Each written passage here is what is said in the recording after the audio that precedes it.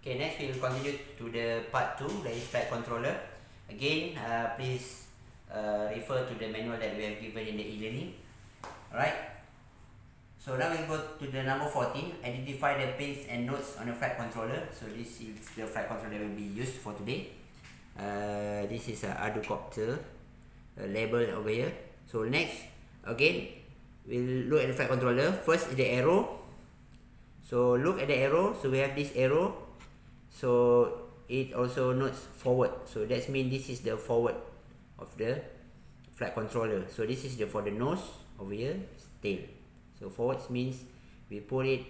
If this is the nose of the airplane, we put it like this. Alright, don't put it like that. Okay. Next is the input. So we have input pin over here. So when I put it side, we have 3 pins that is connected. Okay, this is the signal. This is the positive. This is the negative. So it is same. Okay, it have numbering 1, 2, 3, 4, 5, 6, 7, 8. So it will support 8 inputs. It is 8 pins. And then across of this boards we have the output. Okay, again it will have the same pins 1, 2, 3, signal, positive, and negative. It also have it will also support 8 pins, 8 outputs, 1, 2, 3 until 8. Next is analog and PWM pins. So we have analog input over here. Okay, so you can check the details in the internet for any of the pins. Alright, so this is the analog pins and PWM pins.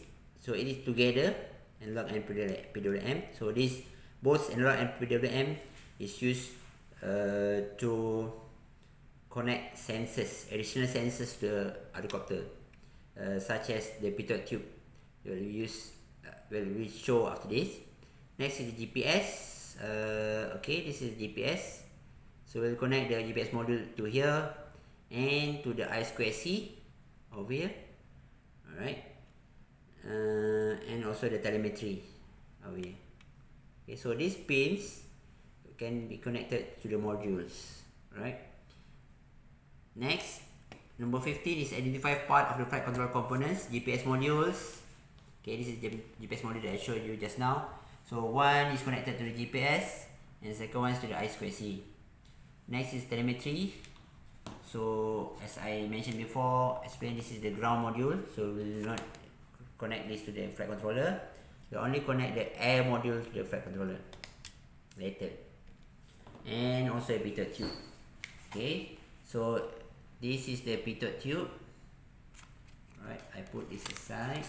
Okay, this is the pitot tube. Again, this is the 2 tubes, and this is the signal wires that we need to connect the flight controller. Okay, step number 16, assemble all the components on the test rig with the diagram provided. So number 1 is receiver channels, 1, 2, 3, 4, 5, and FC input 1, 2, 3, 4, 5 on the input side. So this is input, so this is the receiver. So here I introduce you, this is a male connector. Okay, so we will connect this number 1 on the input to the number 1 of this receiver. Okay, number 1, and then put again number 2 to number 2,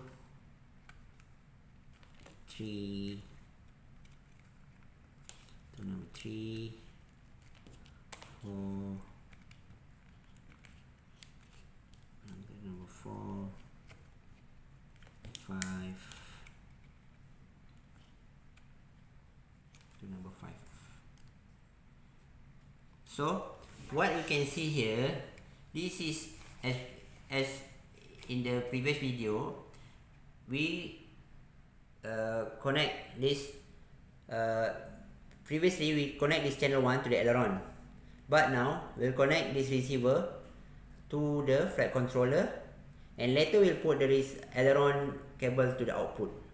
So it means that the flight controller will receive the input data from the receiver, that is from the pilots, and then we'll process it around here in the processor and then go to the output. So it will be the same to every of the channel. Channel 1 for the aileron, channel 2 for the elevator, channel 3 is for the throttle, channel 4 is for the rudder. So again, it will connect to this flight controller and processes and then output. So what is number 5? So channel 5 is used for flight modes. Is another auxiliary options. So this flight modes, we will use it. We'll use this button. This is a 3 button that we have set to connect to the channel 5. Okay, this is the flight modes.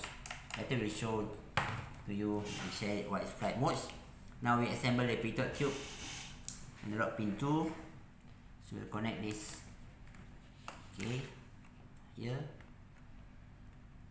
Okay, so this is now connected to the flight controller and GPS and I2C.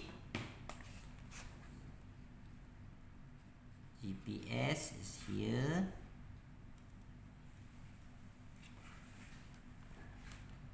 And I2C. So this is the connector that is provided. Okay, so now we have completed step number 6. So we will go to the mission planner and we will do calibration with the mission planner.